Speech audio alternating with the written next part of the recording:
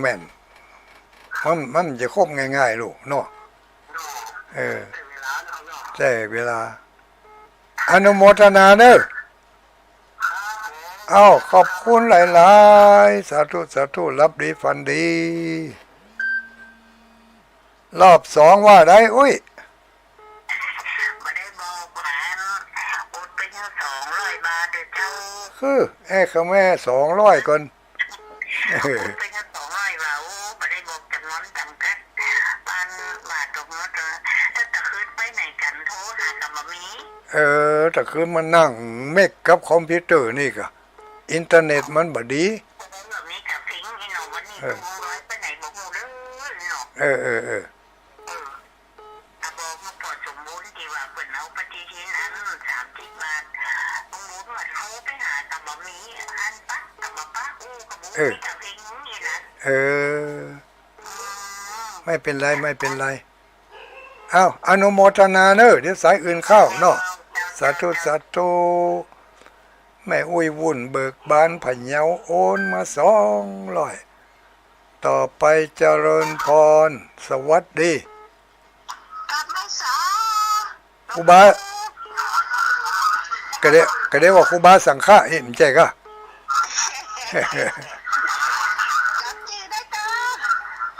แม่อุ้ยน้อยอุตุดีตาโทกแม่สีกุลทันตุละ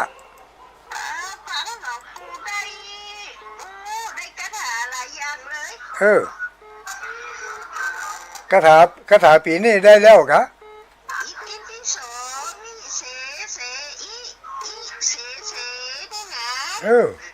แม่น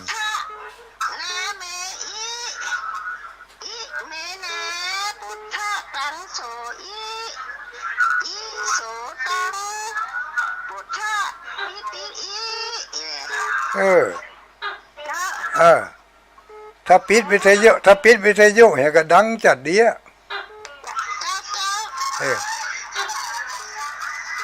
ฟังลองฟังทุลุงว่าคาถานี่เราตกโตว่ะนั่นตกโตว่ะฝนจะตกก้านี่ตกโตห้องเมื่อคืนยังต้องมันได้เจริญพรไม่อุ้ยสลัดนี่ไม่อุ้ยศิลพร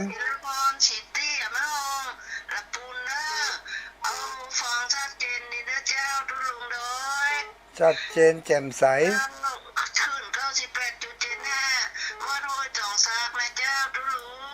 อนุโมทนาสาธุรับดีฝันดีโชคดีมีใจสายต่อไปรับสายกดเสียงเจริญพรกับไอ้สาเจ้าไผเอ่ยบ้านดินดำเจ้าบ้านดินดำตะก้อกะดินดำเจซ่อนดินดำเจซ่อนมันมีดินดำตะก้อดินดำพะเยาดินดำเจซ่อนเนาะดินดำวิมุตนะเจ้าไปเจ้าอ้วนผมไปเฮือนทางสมศาสตร์นะเจ้าติเวนสื่อธรรมะเจ้าถ้าโอนไปทางปุ่นก็สบายอ่ะเจ้าเหมือนกันโอนไปทางใดก็เจ้าเป็นห้อมด้วย3-4 คนมาสักลีนั่นน่ะมันถ้ารวมกันได้2-3 คน 3-4 คนโอนไปเตื้อนี่มันจะได้บ่รบกวนละอ่อนเขาหลายเตื้อไปโอนกำลังกะเปิ้นนั่นโอนอ่อนเจ้าเสียงกี่บาทกะโอน20 บาท20 บาทเจ้ากะโอนกะธรรมเนียมเจ้า20 บาทแม่นถ้าเฮาย่าจ้างเฮาได้เสียงสักบาทเจ้าจังโทรศัพท์มันมีมีมันเป็นโทรศัพท์ดำคือเลือดน้อยๆนะกะเจ้าเล่นอย่างอันจะไปเล่นอย่างอื่นเนอะบางเฮากะ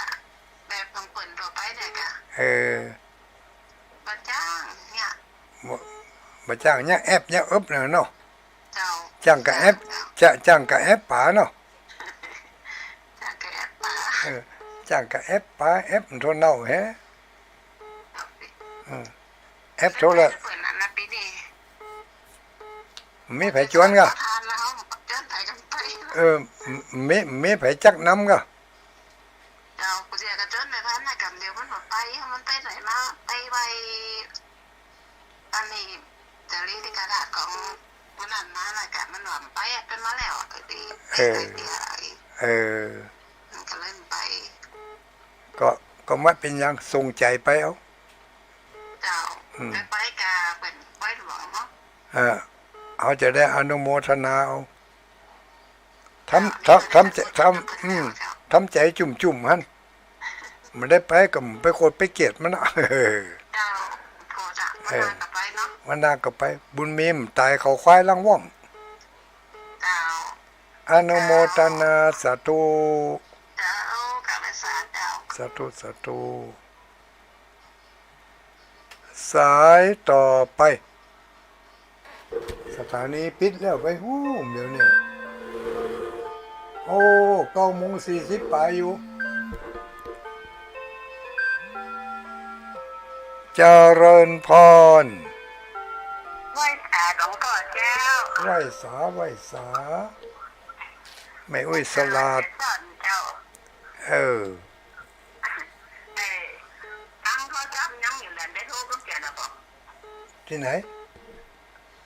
ตั้งที่โทรไปหาเราตั้งหลังได้โทรก็เขียนได้โอนก็ยังเขียนเลย ไม่ได้โอนกับเจ้า เจ้าเอาผมอย่าไปโอนเลย ไม่เป็นหยังเมื่อใดก็ได้ใจเย็น เจ้า ใจเย็นเหมือนน้ำลกไก่อยากให้ทำบุญเลย น่ะกะมันถ้ามันเนี่ยในเมื่อใจมันกึดตึงไข่ทำไข่เนี่ยแล้วมันก็ไข่เนี่ยให้มันแล้วมันโป้นอยู่ นั่นแหละ ถ้ามันได้โป้นไปแล้วมันสว่างอกสว่างใจเนาะ นั่นน่ะ แต่ทำบุญแล้วมันสองอกสองใจ สองอกสว่างใจ อย่างหนังข้างหลังบางคำกลางวันเนี่ยมันใจดีใจหวาน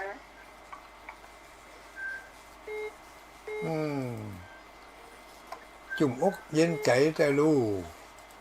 เจ้า สาธุอนุโมทนา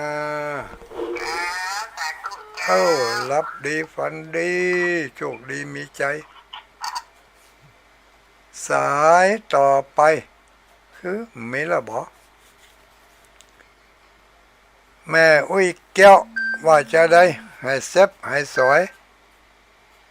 เจริญพร ค่ะสาเจ้า ไว้สา วันนี้ออกรายการอย่างไม่ใช่วันมัน วันนี้พิษช่องพิษมุมกับเข้ามาพิษมุมกับวันนี้แต่คืนแล้วมันเข้าบ่ได้วันนี้ก็เลยมาเข้าแฮะ ไปไหนอ่ะ อินเทอร์เน็ตมันบ่ดีมันอินเทอร์เน็ตล่มมันลักเข้าสวนเปิ้น ไม่รักลำไยไม่ไง ลักลำไยมันสิเปิ้นบุบมัน ใช่ อินเทอร์เน็ตแข่งหักขา เขาว่ามันจะตีก็ปฏิมันจ้องปฏิกันเลยไม่อยากจะโทรมาฟังเราอยู่จ้ะ โปดโทรไปว่าเนอะโทรมาจังนั้นน่ะก็ไปรู้อยู่ โทรมานี่กำลังใจด้วยลุงเลยค่ะ เอ้าอนุโมทนาขอบคุณหลายๆสาธุโชคดีมีใจรับดีฝันดีสายต่อไปพ่อน้อยสมเพชโทรมาแล้วหายแซบไม่ได้รับสักกรรมเจริญพรว่าได้คุณโยม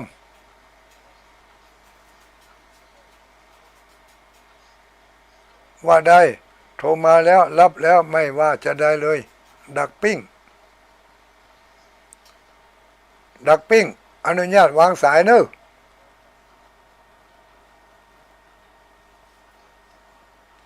เจริญพรไหว้สาไผเอ่ย ว่าได้ ไม่มีอะไรฟังอยู่เด้อ อ้อโตเป็นว่าคนพะเยานี่ก็ฟังอยู่กะเออ ฟังแต่โทรบดติดมาตันเปิดเลย อั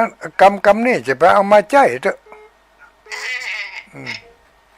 หู้ตัวไผหู้ตัวมันโทรบัติกอะโทรบัติกก็ดักไว้ฮะ แต่พวกปั่นเปิ้นจะเปิ้นฟังหอมแบบ200เลยเจ้า ได้เลย ตามสะดวกตามสบาย เจ้า สบายดีเนอะแม่อุ้ยวิไลเนอะ เจ้า สัตว์ทุขอบคุณขอบใจ เจ้า รับดีฝันดีพี่น้องมึงฝังดักปิ้งแล้วบ่มาแล้วบ่เจริญพรอัดต่อได้รับของหรือยังอัลโลโลโลเฮ้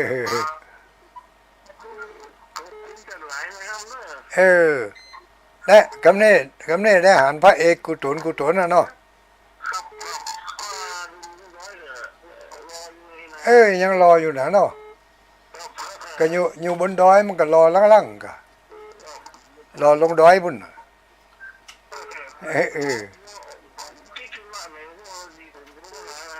เมื่อใด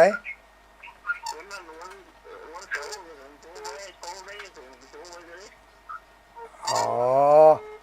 วันนั้นนี่วันเสาร์นั่นถ้าจะขึ้นดอยไปไปบวชป่าสืบชะตาต้นไม้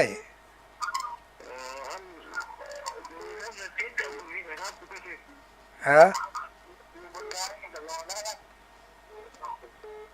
มาได้อยู่บนดอยตลอดเก่าไปเป็นเตือ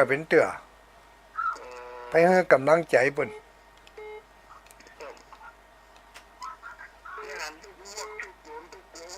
ทุกตนทุกองค์มาเจ้าก็มีมาคืนก็มีเนอะมาเจ้าก็ดารุนี้นี่กะถ้าดารุนี้บ่มีก็เปิดทางโทรศัพท์ฟังเอาเปิดในโทรศัพท์ก็ได้เนอะถ้าบ่มีก็ถ้าบ่มีขึ้นก็ขอมาถ้ามีไลน์ส่งไลน์ไปให้เนอะอนุโมทนาสาธุรับดีฝันดีโชคดีมีใจสายต่อไปวันนี้ดักปิ้งพี่น้องแม่สายดักปิ้งเฮ้ยสงสัยจะฮับบ่ได้คืนนี้นะแม่สายที่ไหนเจริญพรไหว้สาลูกไหนมาก็เดี๋ยวไม่อุ้ยอินให้แซบไก่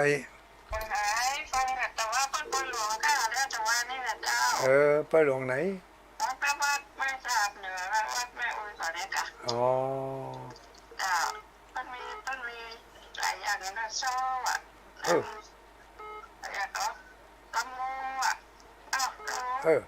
แล้วแม่อุ้ยอินบ่ไปลำวงย้อนยุคก็เปิ่นกะ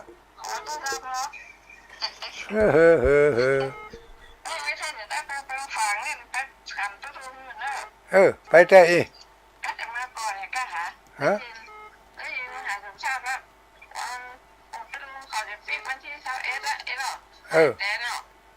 วันที่21มันก็จะไปป้ากันนะวันที่22ว่าไม่รู้จะไปยังไปจ้าหรือเปิ้นเนาะไปตัวพี่น้องของคางน้อยนั่นเนาะไปตัวเปิ้นพ่อครูว่าบอกก็พี่น้องเซ็ตต่อคางน้อยนะบอกไปทับไปอุ้ยอินมาไปเนื่อยหรอกเดี๋ยวตั้งฟ้อนอ่ะเขาจะไปหรอกเดี๋ยวมันเป็นยังจะฝากเงาไว้ฮะก็หันที่ลูกที่ปฏิทินเนี่ยหนูฟังเสียงที่ลูกมันฟังเหมือนกันทั้งน้อยเนาะเสียงกับหุ่นต่างกันริบริ้วกะต่างกันไงเสียงนี่มัน เออ จะนุ่มๆเลยเนาะ เออ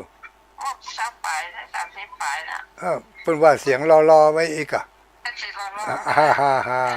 เฮ้เฮ้เฮ้ ภาษานะเจ้า อนุโมทนาสาธุสาธุรับดีฝันดีโชคดีมีใจคือ0932722499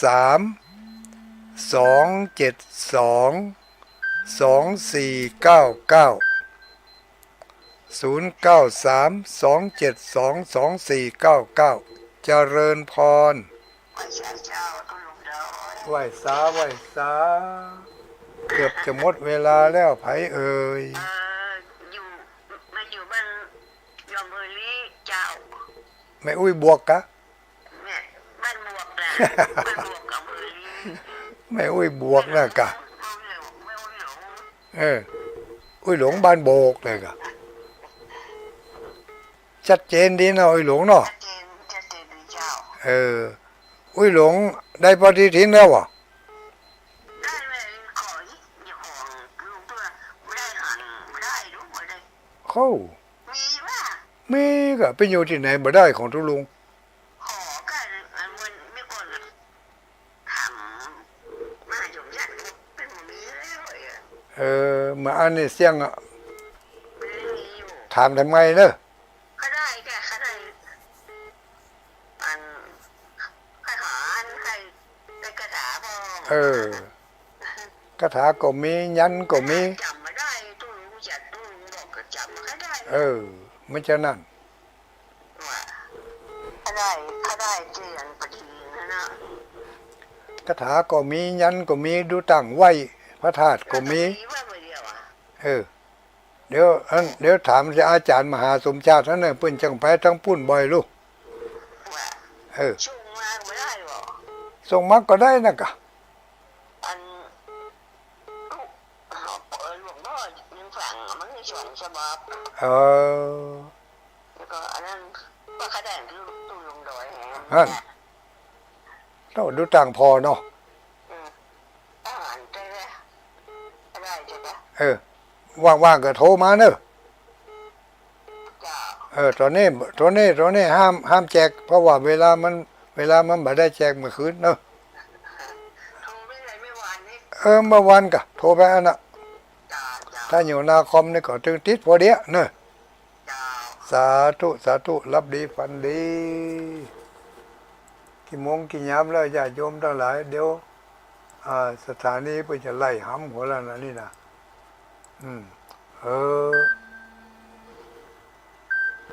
ยังหัน2 สาย 3 สายได้อยู่เจริญพรอยากไปเที่ยวไม่สายได้เลย แต่คืนเล่าขวัญยังได้ยินอยู่ โอ้โทรแต่เจ้าอ่ะมันแบบติดอ่ะมันติดดับงานงง มันใช่ว่าแต่คืนน่ะเล่าขวัญมันยังได้ยินอยู่ เราก่อนวันที่โรงพยาบาลจับเพลงเอาไปจับเพลงว่ามันจับทำชักเราแต่คือมันเพลงเราถึงวัดเนาะนึกว่าสถานีส่วนนั้นกันโอ้นี่คนเอาลงก้าอีกแบบเอาลงเนาะแต่มันเป็นนั่นมันเป็นรายการของอาจารย์มหาสมชาติ ขอเปิ่นออกแตนไปแหวตะคืน เจ้านึกว่าโอ้หน่อมยุกหน่อมใจหน่อมได้ปฏิทินโดยส่วนเนาะหน้าสามหน้าบุญบ่ แล้วไผเอาเฮ้อน่ะ อันคนฝากมาเฮาอ่ะขอฝากไปเฮาไม่แก้วไม่สายกับเราอ่ะอ๋อแล้วอันไผเอาไปเฮ้อหา อัน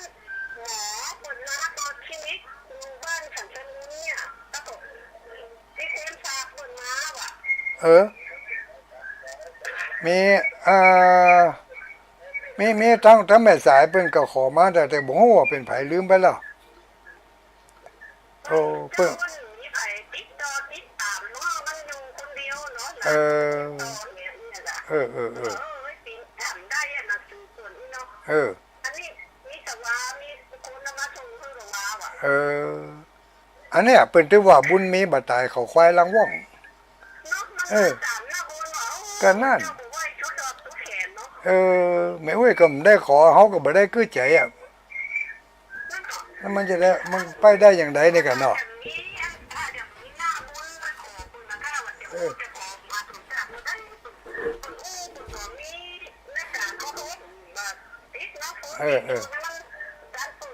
ถ้าเวลาจะขอก็ลืมไม่เหรอน่ะมาตามหน้าบุญมีมตายเขาควายลังว่อง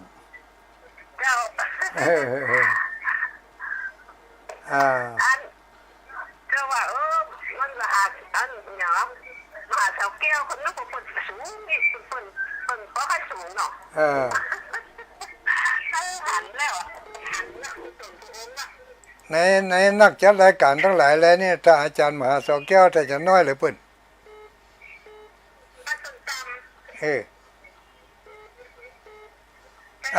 อันนั้น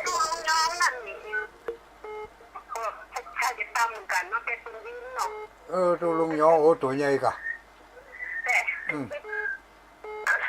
นั่นน่ะตามหุ่นนั่นน่ะนะ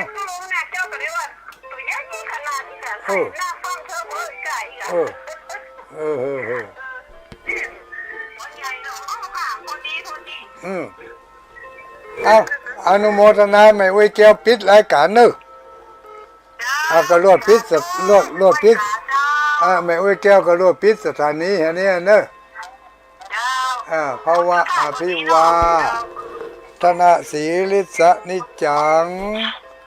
วุฒาปัจจายิโนจัตตารโอธรรมาวัฏันติอายุวันโนสุขังปะลังครับนี้วันนี้ช่วงที่ผมเมามากๆแล้วไปขับรถ